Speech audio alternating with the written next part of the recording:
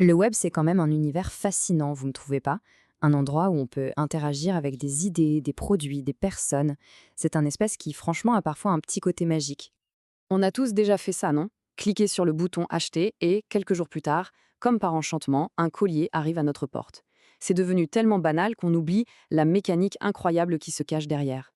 Eh bien, cette fameuse magie, elle a un nom, le front-end. C'est en quelque sorte la partie visible de l'iceberg numérique. Et aujourd'hui, on va plonger ensemble pour en découvrir tous les secrets. Alors, le front-end, qu'est-ce que c'est concrètement? En fait, c'est très simple. C'est absolument tout ce qu'on voit et tout ce avec quoi on interagit sur un site. Les boutons, le texte, les images, les animations, bref, tout ce qui s'affiche à l'écran.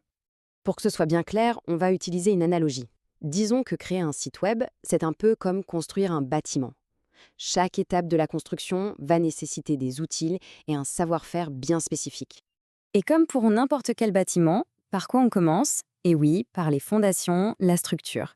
En développement web, cette structure, ça s'appelle le HTML.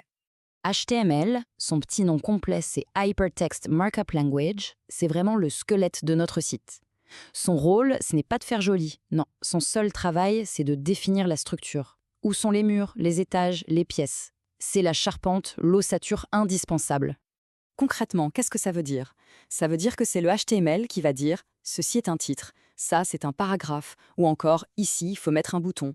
En gros, il organise tout le contenu brut de la page. Il faut bien comprendre que sans HTML, une page web, ce n'est rien. C'est un terrain vide, une feuille blanche. Dès qu'on met du HTML, on obtient une structure. C'est fonctionnel, certes, mais on est d'accord, ce n'est pas encore très accueillant. Justement, maintenant qu'on a notre grosse œuvre, il est temps de rendre tout ça un peu plus joli, un peu plus habitable. Et c'est là que notre deuxième langage entre en scène, le CSS, qui s'occupe du style. Et là, la différence, c'est flagrante. Avant le CSS, on a une page toute simple, en noir et blanc, purement fonctionnelle. Et après, bam, tout s'illumine. On a des couleurs, des polices de caractères élégantes, une mise en page qui a du sens. La page prend enfin vie.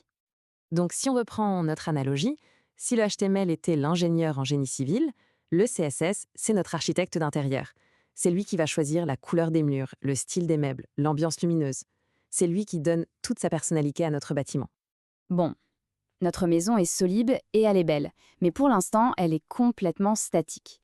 Pour que les interrupteurs allument la lumière et que l'eau coule des robinets, il nous manque le troisième pilier, JavaScript. C'est le langage de l'interactivité.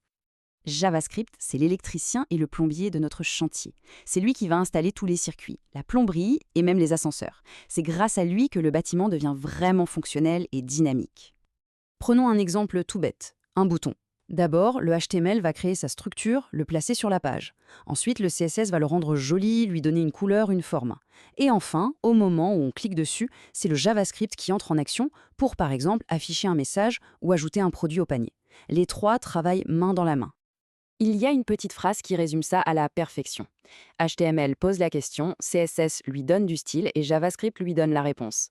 Chaque langage a un rôle bien défini et c'est leur collaboration qui crée l'expérience complète. Alors, maintenant qu'on a vu les bases, la question se pose, par où commencer si on a envie de se lancer dans la construction web? Le conseil numéro 1, celui que tout le monde donne et pour une bonne raison, c'est de commencer son aventure avec le duo HTML et CSS. C'est vraiment la base de la base. C'est logique, non? Il faut d'abord apprendre à construire les murs et à les peindre avant de s'attaquer à l'installation électrique. Maîtriser la structure et le style, c'est le prérequis pour ensuite pouvoir rendre le bâtiment interactif. C'est une progression naturelle. Et voilà comment fonctionne la magie du web, brique après brique. Alors qui sait? Et si la première page web qu'on s'apprête à construire était la prochaine grande idée?